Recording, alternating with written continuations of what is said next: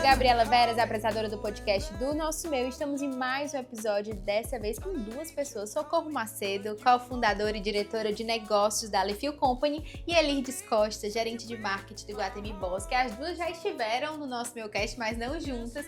E dessa vez vamos falar juntas sobre comunidades. Meninas, eu queria saber de vocês, na concepção aí, com olhar para o marketing. O que é que significa comunidades? Acho que a Socorro pode começar.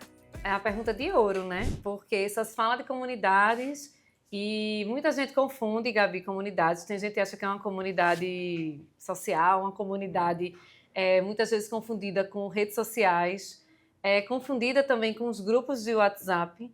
Mas, na verdade, comunidades, independente da plataforma que ela for, da infraestrutura tecnológica, ela é um lugar onde as pessoas elas trocam valores, elas trocam relações.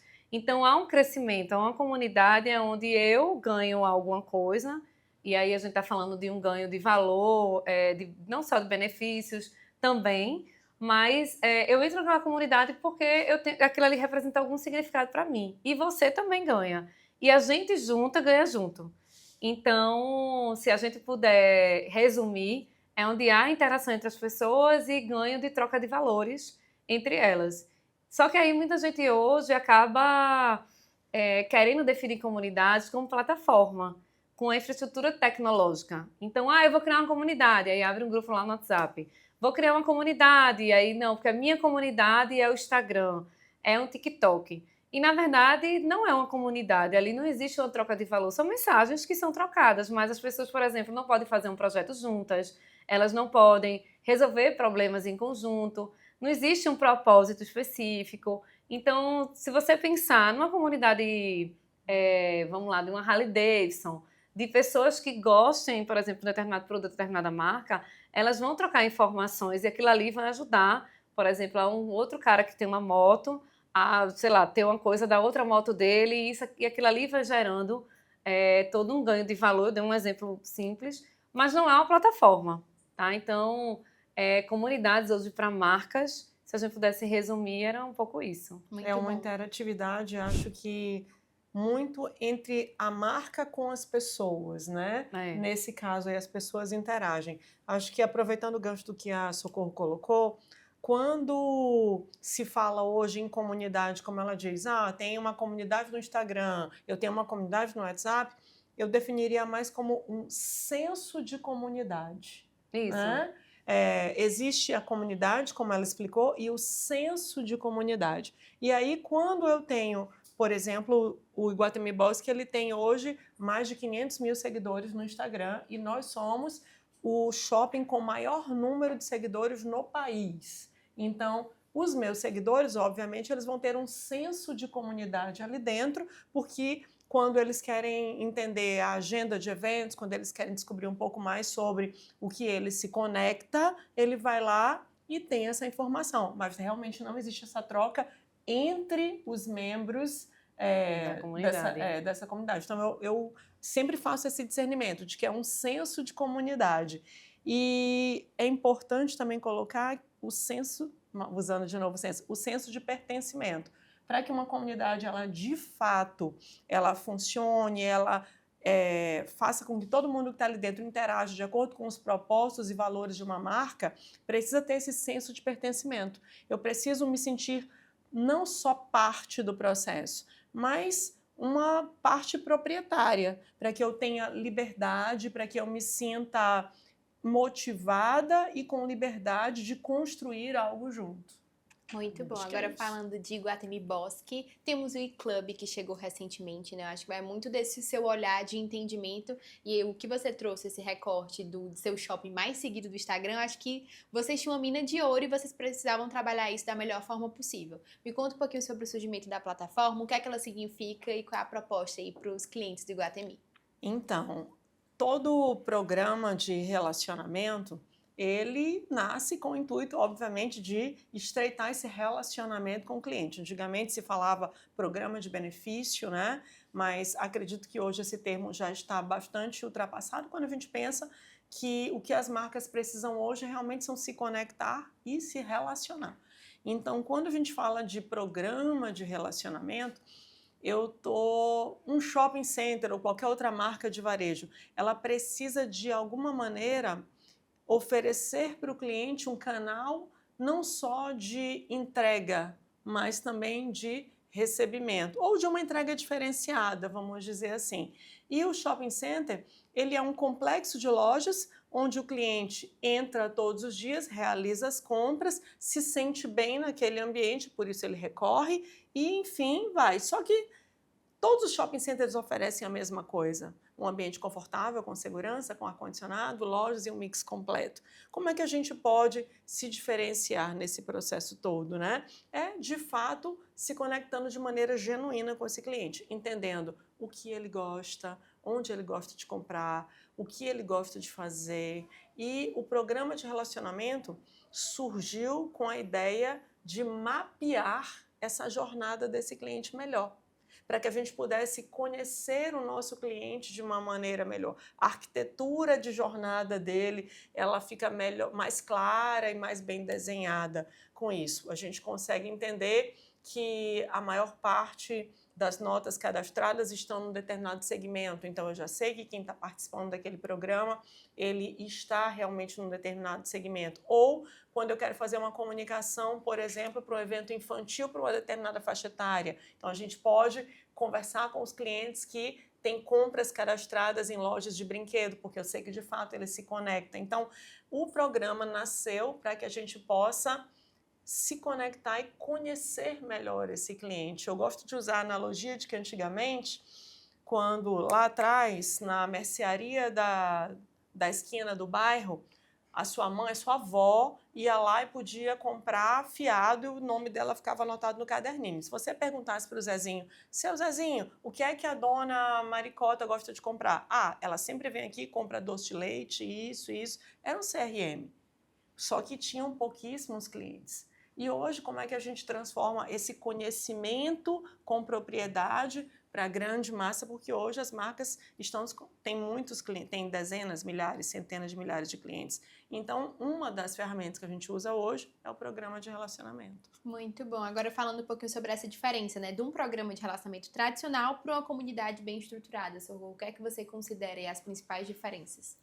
Veja, o programa de relacionamento e pontos e benefícios, ele faz parte das comunidades. Porque uma das coisas que é muito preocupante nas comunidades é ela virar um hábito e ela ter a retenção. Então, fazer com que as pessoas primeiro entrem, você tem que gerar alguns benefícios de atração, né? Eu digo que é sempre o ovo e a galinha. Você sempre tem que atrair e engajando, né? Claro que, assim, inclusive, quando a gente usa muito a teoria dos efeitos de rede, que é uma teoria da economia, para poder a gente ter esse engajamento, esse benefício, ele tem que ser dado ad eternum. Então, você não pode dar um benefício e tirar. E aí é muita lógica dos programas de relacionamento, porque você entra por alguma coisa e você vai crescendo nesses programas, né? E aí uma coisa retroalimenta a outra. Então, se você tem um programa de relacionamento, você acopla e vem uma comunidade, que vamos dizer, ela faz parte, é como se a comunidade ela fosse a conversa, fosse a cidade, e o programa de relacionamento fossem as ruas que as pessoas vão se conectando, a praça pública que as pessoas vão se conectando. Porque quem chegou agora no programa tem determinados benefícios. Mas quem já está lá na frente vai contar a experiência, e aí vem a história da conversação dentro da comunidade, que vai fazer que eu, que estou no começo do programa, queira participar cada vez mais para poder chegar no nível que você chegou. Então, isso vai sendo trocado, né? A gente tem comunidades que estão trazendo os programas de benefício, de relacionamento para dentro, que é uma forma de transacionar. Então, você tem as duas coisas, né? A gente também vê os marketplaces, que são e-commerce também, que são transacionais, que estão trazendo comunidades para essa conversa, né? Entendendo que o cliente hoje ele não transaciona só, as conversas é que geram as transações, acabam uma coisa beneficiando a outra. Então, muitas vezes, ou simplesmente, comunidade e programa de relacionamento são colocados em opostos, assim. Ou a gente faz um programa de fidelidade ou a gente faz uma comunidade. Não. As coisas são complementares. E aí eu acho que vale começar pelo que é mais simples e de menor investimento e que vai trazer mais retorno para você. Se é uma comunidade e você ainda não sabe muito o que transacionar, começa pela comunidade. Pelo menos você vai ter ali as pessoas. E aí você vai entendendo mais delas. e depois você cria algo que acopla. Então, assim, você vai ter o programa de benefício, você pode ter projetos, você vai ter encontros físicos. Então, assim, a comunidade, ela requer um esforço e um investimento, não só financeiro, mas de energia. Eu acho que um bom exemplo é a comunidade do nosso meio, né? Aqui é a comunidade de marketing, então vocês sabem bem disso. Tem o físico, tem o digital, e a gente sabe quanto de esforço isso tem, né? E aí tem gente que começa pelos programas de relacionamento, porque também é uma facilidade, onde talvez a Iguatemi viu que era logo um potencial, que era mais fácil, que eu digo, mais palpável de fazer, até às vezes de convencer quem está lá em cima, porque você transaciona logo e puxa, e aí depois você, olha, vamos fazer essa coisa das conversas e trazer as pessoas, aí depende muito do mercado que você está. Mas as coisas, elas são complementares e uma depende muito da outra para que essa nova forma de fazer marketing, ela seja o que a gente chama mais um marketing em rede, dentro do que você já tem, do que você está gastando várias vezes investimento com a mesma pessoa, para trazer a mesma pessoa. Aí vem Natal, traz Joana de novo. Aí você investe, vem Joana de novo. Aí Joana não vai para dentro de uma base sua. Você não se relaciona com Joana, você não sabe nada de Joana e companhias, né? Então você não tem nem como aquilo ali virar um ativo para a empresa, né? É diferente de você ter um programa, você ter uma comunidade, porque essas pessoas estão dentro da sua casa, né? Inclusive você está pegando dados e informação direto dela. Ela está dentro de casa. Agora é o que a gente pode fazer mais para elas irem evoluindo junto com a gente. Então, esse ponto de entender o comportamento minimamente, ou o que a gente tem dessas pessoas, é um ponto importante para até você desenhar que comunidade vai ser essa, o que é que eu quero, né? Então, a gente estava conversando, eita, quem são os clientes ouro do programa? Ah, são pessoas que, sei lá, vou chutar aqui, o dado não é nem esse, que a gente ainda nem responder essa pergunta. Mas não sei, são pessoas que gostam de pet, quando você vai lá e vê, então aí você já, vamos criar uma conversa aqui das pessoas que são tutores do Shiba Inu, pronto, que agora eu virei tutora agora também, né? E aí, tô nesse universo. Então você vai trazendo, porque veja, para mim que estou chegando agora nesse universo, ter essas informações acelera meu conhecimento, coisas que eu não sabia, mas o cara que já tem um lá, então assim, a marca, ela vai dar essa oportunidade. E aí é o que é legal, porque você sai de uma coisa de você estar ditando o que é que as pessoas têm que ver e fazer, e você vai estar orquestrando, que é o que a gente diz, como se fosse um maestro mesmo. Vamos por aqui, é aqui, a gente está dando essa infra. E é muito difícil para marcas que são mais tradicionais, setores, na verdade, que são mais tradicionais, sair desse reinado, onde a gente aprendeu que quem manda eram as marcas e não o cliente, e quando veio as redes sociais, isso deu uma invertida, porque começaram a ficar falando da gente, aí vinha o monitoramento e apagava-se comentários e essas coisas, mas com as comunidades já é realmente uma inversão, onde você entende que quem manda é o cliente. E o varejo, ele é muito engraçado, porque ele é mais inovador nesse sentido, tá junto ali do cliente, de dizer não, é óbvio, é uma coisa óbvia, né? Para o varejo a gente tem que entender do cliente, mas não é óbvio para outros mercados, por exemplo. E às vezes você entender da segmentação, de que o cliente é diferente, para o varejo é complicado também, porque shopping é para todo mundo, né? Uma loja de eletrodoméstico é para todo mundo, mas na verdade não é. Então, quando você está entendendo de comunidade, quando você começa a tirar insight, né, a ver tudo isso, você começa a entender muito mais das pessoas. Você não precisa ficar fazendo pesquisa a cada 3 meses, a cada ano. O comportamento muda, você não acompanha. E ali dentro, além de você conseguir transacionar e ter retorno de negócio, você consegue ir acompanhando para onde as coisas estão indo. E é o seu cliente, não é o mundo, né? Porque às vezes a gente pega pesquisas assim dos Estados Unidos e, eita, agora vai acontecer isso aqui no Brasil. Não, você está falando do seu universo, que é muito mais rico e verdadeiro do que qualquer outro, né? Do contexto. Muito bom. E o Iguatemi já faz isso muito bem, né? De trazer para o encontro presencial, de tangibilizar esse contato com o cliente, né? A gente vê muito o Iguatemi fazendo movimentos muito inovadores, como corrida para criança, dentre outras coisas com influenciadores. Então, vocês já tangibilizam muito bem a presença de vocês. E ter os dados a favor desses encontros, eu acho que é muito estratégico, né? Eu queria que a Erlides contasse um pouquinho sobre isso, sobre a atuação do marketing, de como vocês têm essa maturidade de entender que precisa não só investir em conteúdo, mas investir em eventos, investir num clube desse e entender que tudo isso constrói aí a jornada do consumidor dentro do shopping, tanto no físico quanto no digital. Acho que tem um recorte de fala que a Socorro colocou, dentro desse contexto todo, de que precisar entender que hoje a gente não está mais naquela ditadura das marcas, onde as marcas diziam que tinha que ser feito, mas que hoje a gente aprendeu, na verdade, que é importante, que é necessário para a sobrevivência do negócio colocar o cliente no centro de tudo. Então, é legal dizer que hoje a gente não só no marketing, mas na administração do negócio como um todo, a gente vive uma cultura customer-centric, onde o cliente está no centro.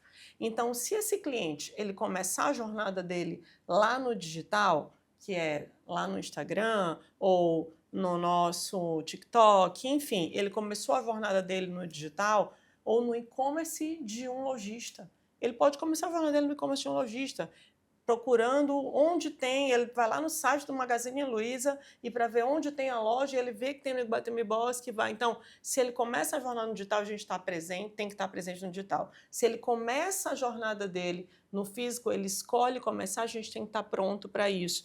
Então, quando a gente pensa, como é que vocês pensam eventos? Como vocês pensam ações como essa do eClub? É colocando o cliente no centro e trabalhando cada vez mais para entender essas conversas que ele traz, esse comportamento que ele traz, que é o que a gente já vê nos conceitos do que é o phygital, né? Que juntar o físico com o digital.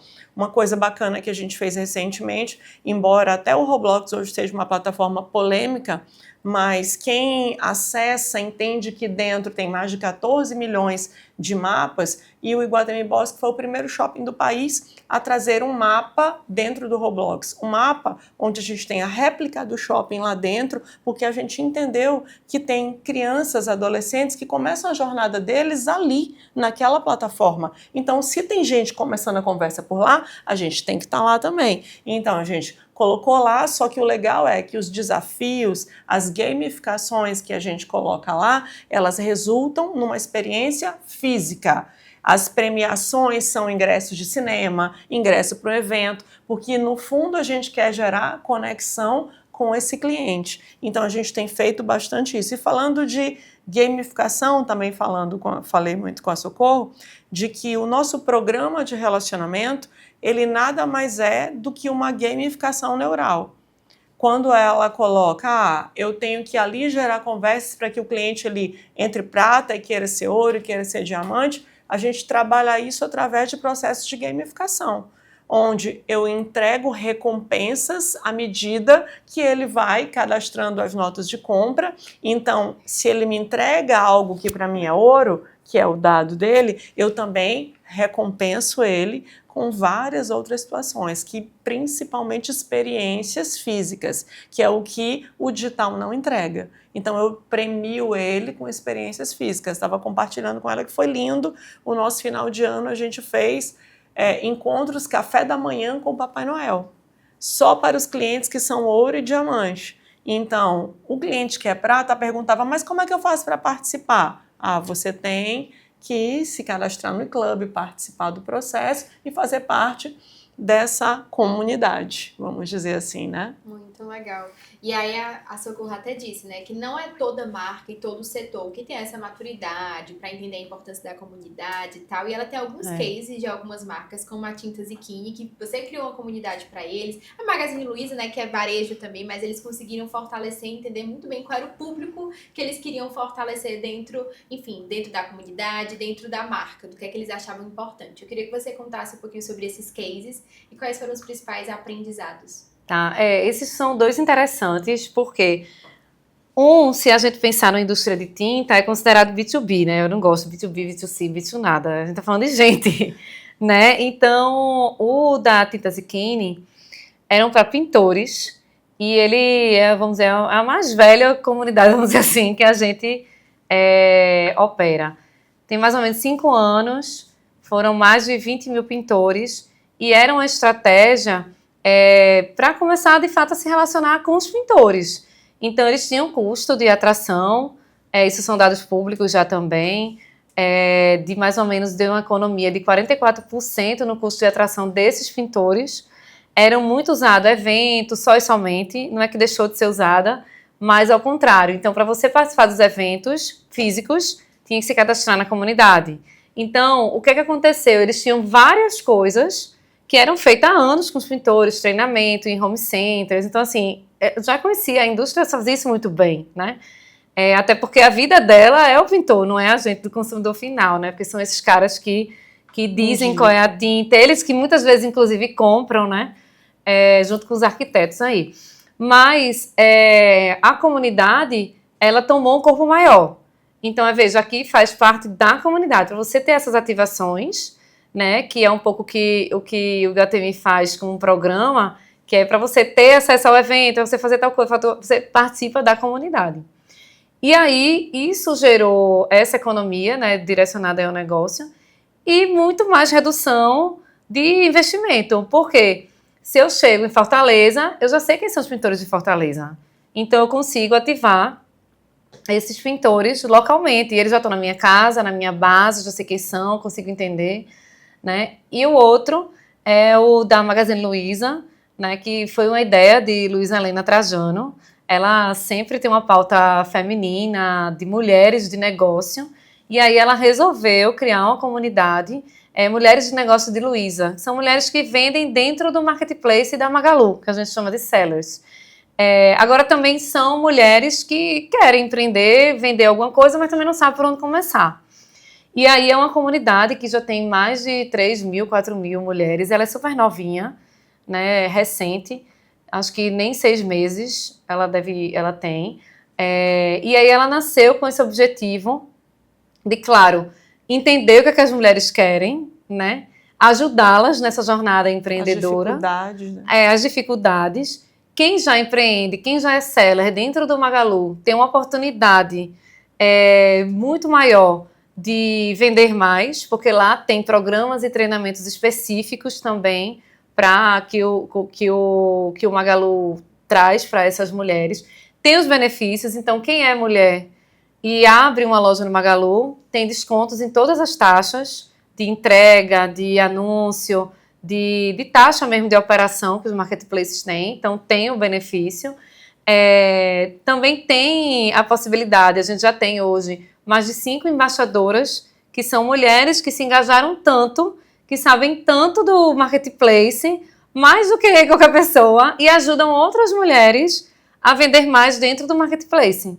E aí essa troca que é muito rica, que não precisa ser feita pela Magalu especificamente. Então, tem gente lá respondendo a dúvidas específicas dessas mulheres, tem. O acesso, inclusive, é mais rápido. É como se você não precisasse entrar numa fila, né? A gente tem pessoas da Magalu ali dentro fazendo essa gestão, essa moderação. Tem os rituais, toda semana, todos os dias tem alguma coisa para poder ter essa troca. E a comunidade virar um hábito de quem quer vender e de quem já é também dentro da Magalu. E aí o que é legal é que elas resolvem os próprios problemas. Então não é um canal de saque, não é uma mídia. Elas resolvem, só que a infraestrutura, não só tecnológica, mas para fazer aquilo funcionar, vamos dizer, o mecanismo, né, de rituais, de agenda, de ajudar essas mulheres a empreender, é a Magalu que está proporcionando, que está patrocinando aquilo. E a gente não precisa ficar vendendo produto. Isso já converte nas próprias vendas delas. Uhum. Então, a gente está acompanhando, né, o GMV, que a gente chama de quem está na comunidade, e a gente já está vendo o impacto que elas estão tendo nos negócios dela, dentro lá das lojas, e também a gente já está vendo novas sellers virando sellers, né, mulheres virando sellers, vendendo dentro de Magalu, por causa dessa comunidade. Então, é aquela história. Era uma plataforma, né, transacional de marketplace, que busca conversa para transacionar. E aí quem tem só uma comunidade hoje, busca alguma coisa para converter, porque também a gente não dá para mexer o ponteiro, né, para ficar só na conversa. A gente tem que ter algum tipo de conversão. Mas entende que assim, você não precisa pegar um produto e dizer, compre aqui o nosso meio. Não, na conversa, dentro da comunidade, as pessoas vão entender o que é aquilo e naturalmente sai, não é tão naturalmente, porque essa questão dos efeitos de rede são estratégias que a gente usa para essa comunidade ela crescer rapidamente, né? Porque também você não pode deixar uma coisa assim ao léu, orgânica, de não que vai. é tão orgânica assim. Não, existem técnicas, existem framework, a gente desenvolveu um framework chamado Party, onde tem os efeitos de rede. Para poder essa comunidade, a gente diz que ela é uma espiral. Ela começa bem devagarzinha e aí a gente tem que fazer ela girar mais rápido, porque senão ela vai ficar ali, né? Então ela tem que entrar numa curva mais exponencial. Quanto tempo? Depende de cada projeto e de cada pessoa.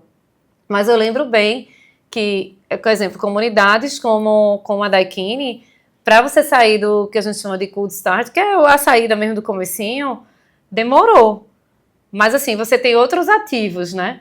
Já a de Luísa, não, porque a gente tem Luísa Trajano. Então, Luísa fala, vem muita gente, né? Toda a autoridade, inclusive, o que é uma coisa importante, ela tem respaldo e propósito para falar de mulheres. Né? A Ikini tem para falar de pintores, mas aí uma coisa que é importante para a marca é quando você entra ou você pensa na estratégia de comunidade, tem que ser algo que seja ligado ao seu propósito e seu negócio.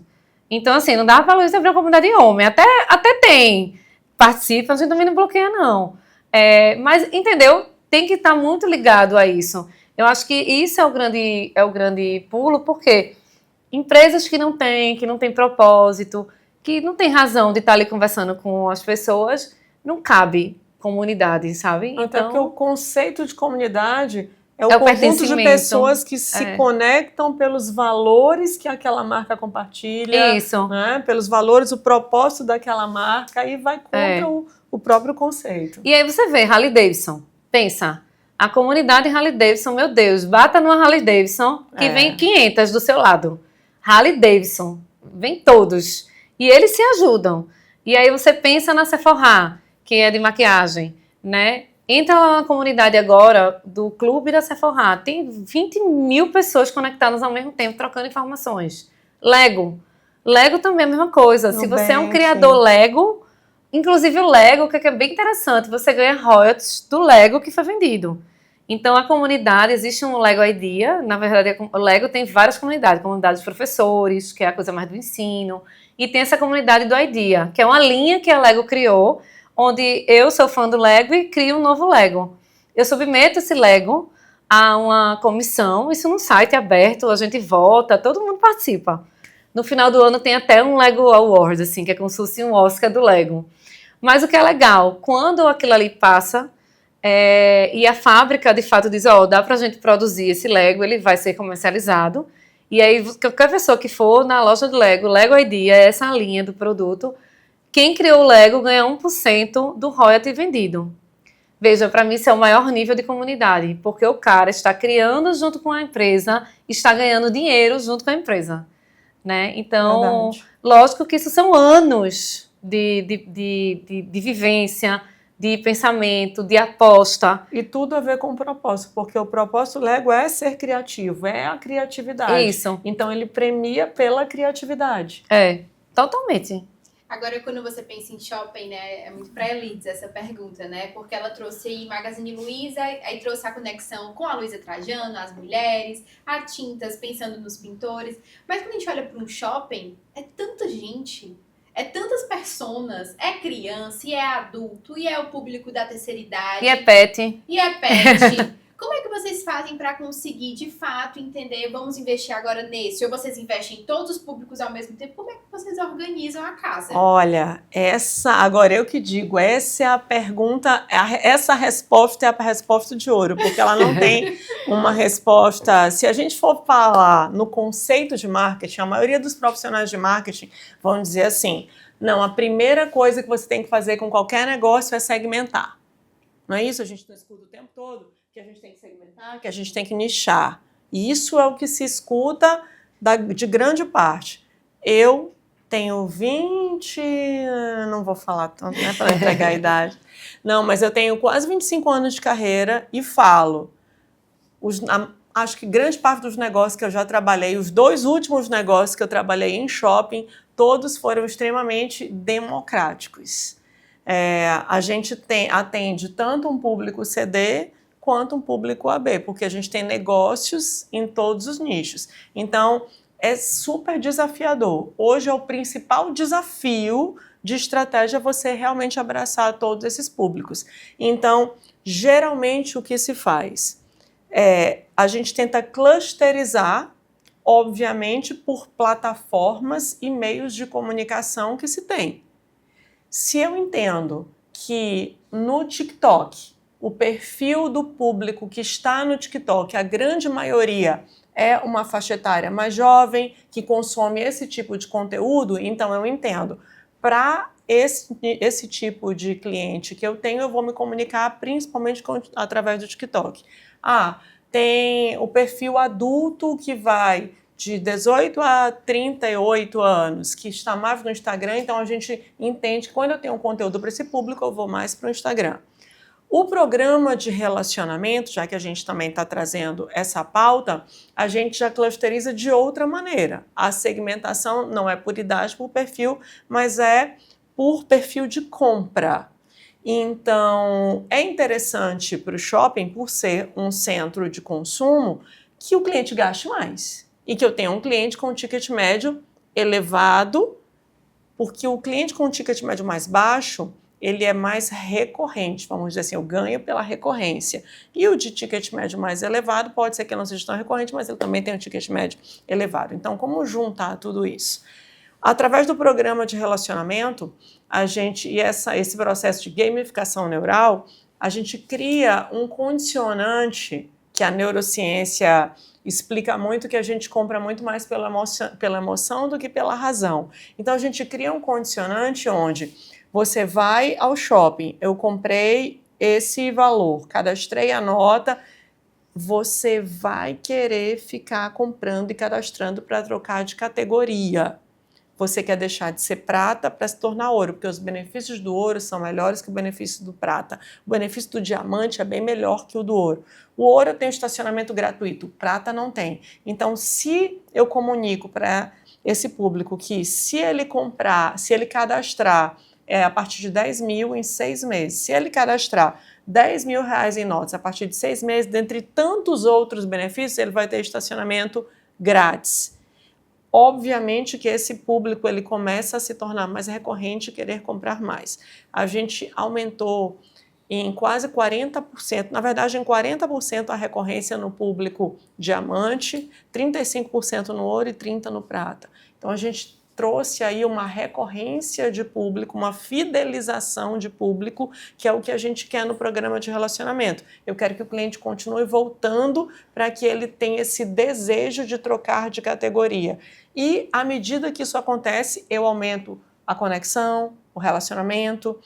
Eu não posso chamar de fidelização, porque fidelização nos dias de hoje é muito complicado, mas eu aumento a conexão e o relacionamento que ele tem com a minha marca.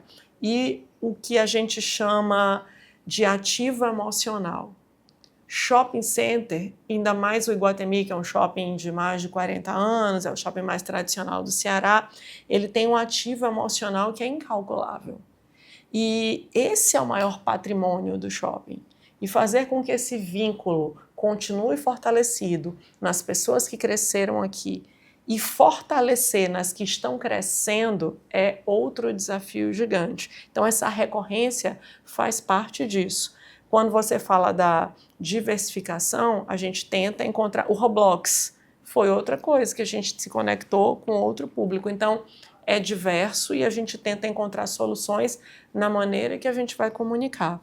O público CD, ele é aspiracional, porque eu comunico para o meu público AB. Então, à medida que eu coloco uma premiação, eu sempre vou buscar uma premiação que seja atrativa para o meu público AB, porque eu sei que, consequentemente, o CD ele é aspiracional para buscar aquilo também. É como a gente tenta minimizar. Mas o desafio é diário. O desafio é diário. É complexo. E eu acho que os dados e a tecnologia ajudam muito nisso, né? A minha próxima pergunta fala muito sobre personalização e como equilibrar personalização com autenticidade. Eu vou dar um exemplo de uma pessoa que me contou que ela disse que comprou uma camisola porque ela ia passar por um processo cirúrgico e ela disse que teve um dia, depois de um ano, ela recebe uma mensagem: parabéns, fulaninha. Aí ela falou: acho que eu botei no cadastro. Aí ela abriu porque ela pensou: botei Era no aniversário. meu aniversário, né? Faz um ano que você comprou a sua camisola. Primeiro, que a lembrança que ela tem não é boa, porque ela passou Era uma por foi super cirurgia. difícil e tal. Ela disse que recebeu a mensagem e falou: meu Deus, que besteira. Então, assim, é algo automatizado, quer criar relacionamento, mas talvez a sacada não tenha sido a das mais legais, né? E aconteceu recente comigo, que eu fui numa loja e depois de uma semana a vendedora mandou mensagem, eu acho que foi uma mensagem automatizada, né? Mas eu achei super legal, tipo: oi, vi que você comprou recente e tal. Quero deixar a nossa conversa aberta aqui porque eu vou te mostrando aí as novidades, do que vai chegando, o que pareceu. Uma personalização legal e que ela pediu com licença e que não ia ficar sendo tão recorrente. Então, assim, a gente ia criar aquele relacionamento, vai ser com o tempo, né? Eu quis trazer esses dois exemplos para mostrar que a personalização nem sempre, com tecnologia, acerta muito, tanto quanto a autenticidade. Eu queria que vocês falassem um pouquinho sobre esse equilíbrio, né? De como medir e saber como personalizar da forma certa. Eu acho que o problema não é o automatizado, né? A gente sempre bota a culpa na IA, a culpa na tecnologia. Talvez seja a narrativa, né? É o contexto. A grande Exato. questão é que a gente não tem o contexto das coisas. Exato. E o marketing trabalhou muito tempo sem contexto. Então era assim: seu pé é 35, eu tenho uma sandália, tudo que chegar a 35 eu vou mandar pra você. Se você gosta de salto, se você usa tênis, não tá nem aí, né? Eu acho que eu trabalho com shopping tem mais ou menos uns 18 anos. E a gente ainda vê hoje todo tipo de lojista. Acho que ele está aqui que não me deixa mentir, em qualquer lugar do país, que trata ainda do mesmo jeito. É você que tem um pé 35, ninguém procura saber se você quer um salto alto, se você não quer, se você gosta daquilo, se você não gosta daquilo. Então, a gente falou aí da venda do seu Zé, que anotava e era um CRM. A gente precisa dessas informações. E as informações não é só se você gosta do salto, do sapato. É para que você usa. Você vai para onde? Esse sapato, ele dá o quê? É conforto? É design? O que é que aquilo ali proporciona a você? Então, é uma coisa muito maior que dá trabalho, que hoje, se a gente falar de hoje agora, a gente não tem como juntar todos os dados que a gente tem, automatizar tudo e tudo acontecer, não. Vai ter muita coisa manual que você vai ter que fazer. Eu dei uma oficina para lojista que era assim, essa coisa é muito difícil, que é tudo muito complicado, se a gente sai da rotina, né? Mas se você pegar um Google Agenda da vida e botar seu telefone no Google Agenda ali, quando você vai cadastrar o cliente, sei lá, vai que no CRM não tenha, e você bota o telefone e você bota notas embaixo, você pode criar campos ali, e dizer, para você é o quê? Sei lá, você elege conforto, design ou sei lá o que, é só para andar mesmo, não sei. E você começa a fazer isso, você já está começando a entender, e aí você pode puxar por uma tag: eita, esse sapato aqui é bonito, é para quem gosta de salto alto, sei lá. E você puxa os clientes que tem, e dali mesmo você já pode mandar um WhatsApp, ou você pode automatizar, mas aí vai chegar uma informação que é específica para você. A gente não consegue hiperpersonalizar ainda, do one-to-one, que a gente vive falando, né? Daquela informação ser exclusiva para a Gabi, porque ela gosta disso. Ainda não tem como, mesmo com as IAs ótimas e enlouquecendo. Ainda, na vida real, do pequeno negócio, do varejo que está lá na ponta, ainda não dá, certo? Vai dar, já, mas ainda não dá. E para dar, a gente precisa de dados. Então, não vai adiantar ter automação, ter IA, ter ferramentas, não vai. Se você não tem minimamente o que é que a pessoa gosta. Então, não vai adiantar você tentar chegar junto desse cliente sem você ter um contexto. E para ter um contexto, você precisa de dados. E para ter dados, você precisa de dados bons, porque também ter dados ruins vai ser igual a camisola dela. Entendeu? Vai chegar um negócio, eita, vai assim, meu Deus do céu, mas eu comprei isso aqui todo sem sentido. Tem o meu caso, foi engraçado, assim, começou o dia do solteiro, né, 11 de novembro, o varejo a gente não usava muito aqui, e aí eu comprei de uma marca fora, e já estava rolando essa história de dia do solteiro, que era tipo uma Black Friday nova, né, que a China inventou para gerar isso, e aí as marcas americanas começaram a copiar, e eu recebi de uma marca americana. Aí veja, eu tô no Brasil, nunca houve dia do solteiro, nunca que eu imaginei, eu não sou solteira, e abri um e-mail, feliz dia de solteira. Eu digo, pronto, agora lascou mesmo. O que danada é isso? Aí como eu estudo essas datas, tô na vida de shopping e escutei as coisas, e a gente tava pensando nessas... Era o primeiro ano que se fazia o dia de solteiro, aí eu entendi. Mas veja, uma pessoa que não tem esse meu contexto, não vive, não vai entender que danada é isso. Entendeu? Então, assim, acho que a gente fez, e é uma coisa que a gente faz muito na Alefio, a gente até criou um método chamado IO. Foi Silvio e Rosário escreveram um livro, Marketing no Futuro. E eu acho que a grande história desse livro e do método é o A, que é o ambiente. Então, assim, a gente vai entender de pessoas, a gente vai entender de contexto, a gente vai entender da vida, a gente vai entender de Gabriela sem ser consumidora. É aquela história de onde é que você tá, o que é que você come, o que é que você faz, né? E aí você vai acoplar com o seu diferencial competitivo. Então, ó, Gabi, ela come, dorme, mora, não sei o que, faz isso na vida dela. E aí você vai se relacionar com o negócio. O que é que meu negócio tem a ver com Gabi? Meu negócio pode não ter nada a ver com você. Então você não é minha cliente. Ah, não é porque você é mulher, não sei o que usa brinco, que você é minha cliente. Não é. Então, o que é que eu conecto com Gabi? Ah, eu conecto nisso, porque para ela isso aqui é valor, para isso aqui vai ter uma entrega legal. Então, a gente dá match nisso, que o design, eu aprendi muito no design isso, né? O design thinking, ele traz muito isso. O design thinking não são post-its na parede, como a gente acabou trazendo para o Brasil, né? Mas é esse match. Então, isso é legal, porque aí com esse tipo de informação, você consegue automatizar bem como você recebeu a informação da outra loja. Mas sem isso, a gente não vai conseguir. E vai ficar cada dia pior. Então, as comunidades e programas, eles são legais, está todo mundo correndo para isso, exatamente porque a Lirdis tem essa informação todinha em tempo real na mão dela. Se ela quiser amanhã falar com todo mundo que gosta de bijuteria, ou, para ser mais chique, né, de joias, ela sabe quem é. Então, não precisa você estar recorrendo, você estar pagando caro, você está precisando de um terceiro para falar para você.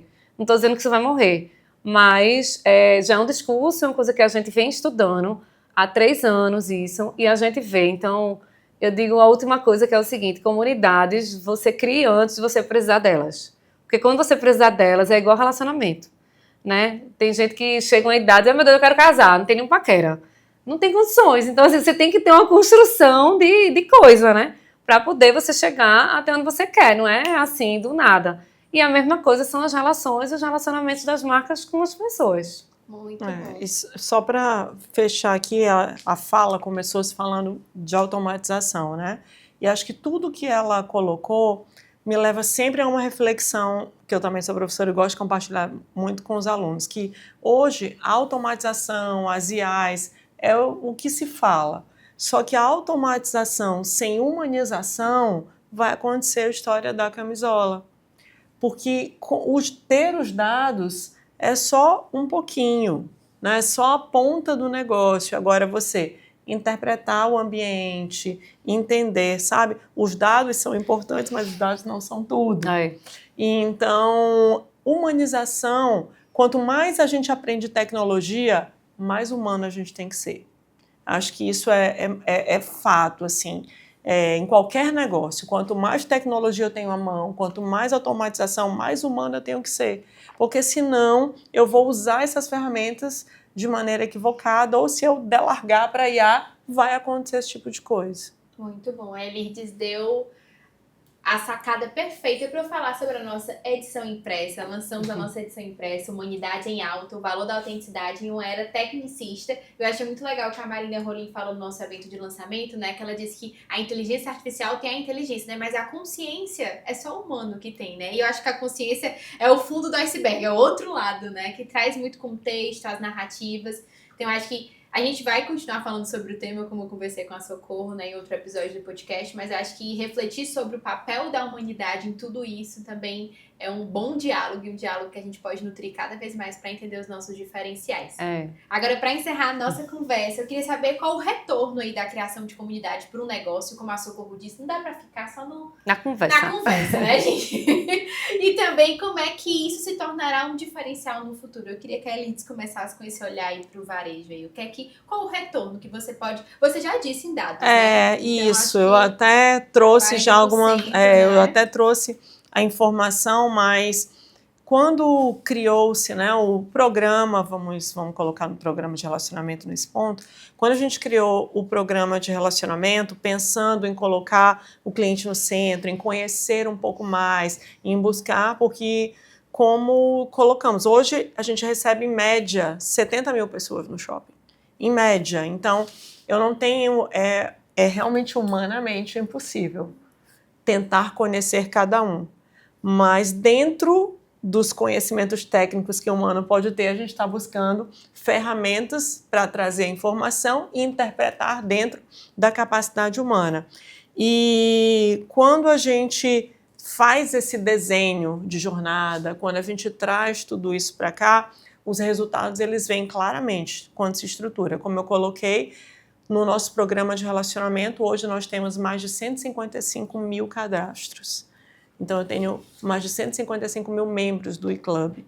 Desses 155 mil, mais de 50 mil entraram no último ano, a gente ganhou no último ano, e nós conseguimos aumentar o que é o ouro do processo, a recorrência do nosso cliente. Porque quando um negócio ele tem recorrência, ele vai ter um lifetime value, né? Longínquo. Então, ele vai conseguir trazer uma longevidade, porque hoje a gente gasta, acho que se eu não me engano a conta, são 7 vezes mais para trazer um cliente novo do que para manter o que já temos. Então, se eu levo em consideração que eu tenho 70 mil pessoas passando todos os dias, essas 70 mil pessoas, elas de fato têm que voltar para mim. Porque eu não quero um visitante de um dia, eu quero um recorrente para que o Iguatemi tenha mais 40 e mais 40 anos e por aí vai.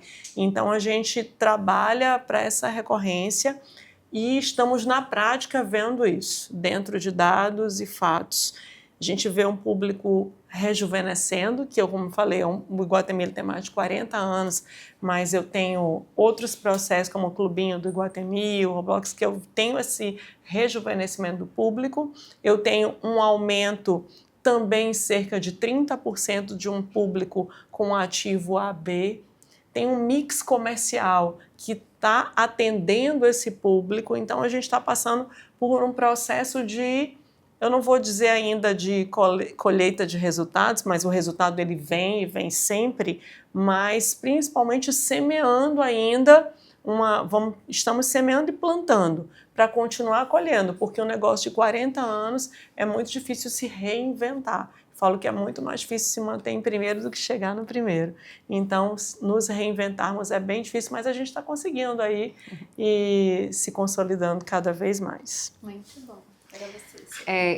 Dados de mercado, né, que eu trago, não dá para trazer dos projetos que são confidenciais, né, só esse da Equine que já foi publicado, que é essa redução do custo de aquisição dos pintores em 44%, mas aí tem o case da Sephora, que quem está dentro da comunidade compra 2,5 vezes mais do que quem não está. Né, eu acho que esse e assim, foi um investimento de mais de 15 anos em comunidades na Sephora, mas é um ativo que fica para a marca, né? É uma coisa a longo prazo.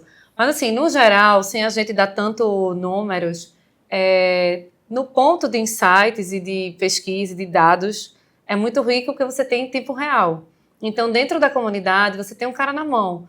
Dentro da comunidade, você vai analisar os comportamentos, você pode lançar um novo produto, você pode testar um produto que ainda não está no mercado. Então, saem muitas ideias. Se a gente for para o campo da transação, essas pessoas mesmo, elas postam os produtos, elas falam de você sem você precisar que você fale de alguma coisa. E é muito mais rico porque ela compra mais de quem está falando, né, aquela coisa do boca a boca, que vem lá das redes sociais mesmo, do que eu falando. Então, transacionalmente, aquilo ali acontece.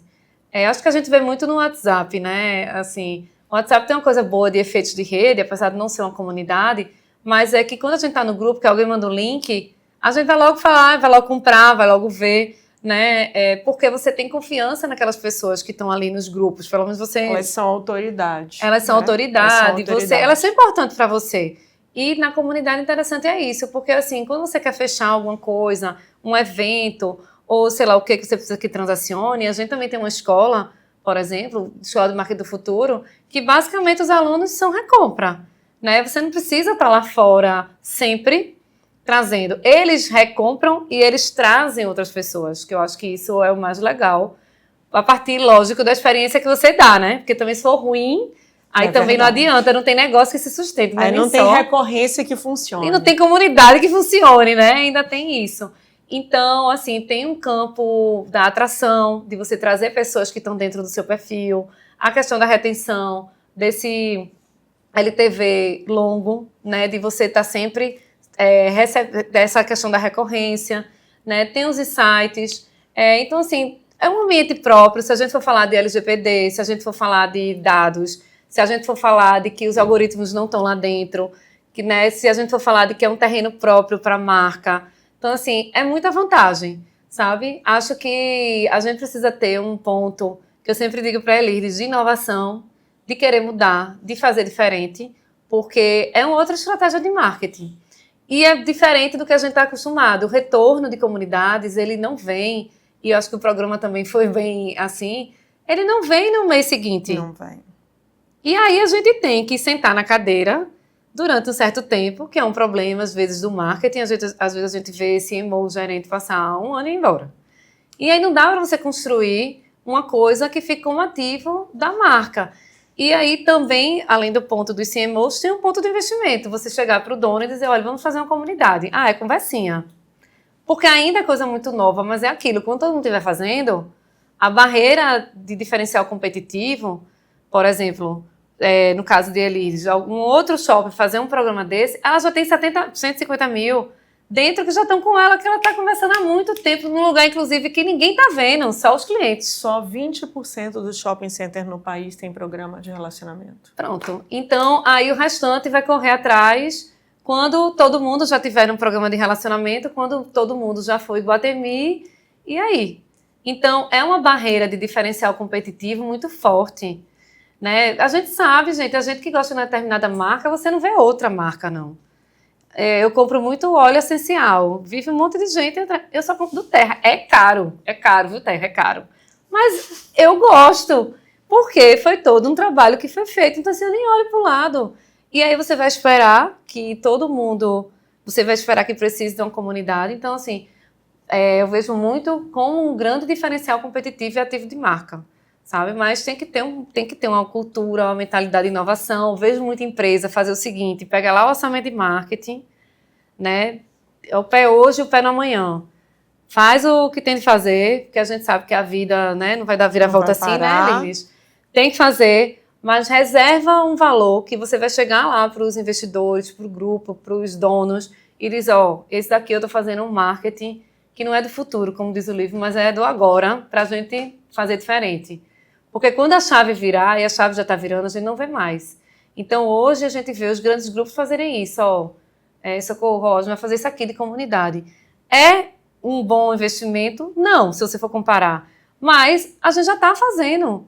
E é um aprendizado. Então, entra muito na coisa da inovação. Você precisa fazer, vai errar, volta, faz, pivota para outra coisa, testa hipótese. Então, não dá para a gente fazer um marketing como antes. Que a gente ia lá, fazia de qualquer jeito, jogar, deu certo, eita, não deu, não misturou. Ai, não, foi brand e pronto. E sim, e o que é que ficou? De fazer uma coisa estruturada, com método, né? Então, esse é o novo mundo do nosso universo aí de marketing. Muito bom. Meninas, muitíssimo obrigada pelo tempo de vocês, por essa conversa. Acho que essa conversa só começa aqui, né? A gente continua, espero que a gente possa gerar reflexão para quem está escutando. Muitíssimo obrigada. Você que está acompanhando o nosso meio, acompanha o nosso portal, nossomeio.com.br, nosso Instagram, @o_nosso_meio e, claro, o Nosso Meucast. Toda sexta-feira, no seu, no meu, no nosso Meucast. Vamos aprender juntos? O meio é nosso. Fortaleça o nosso meio.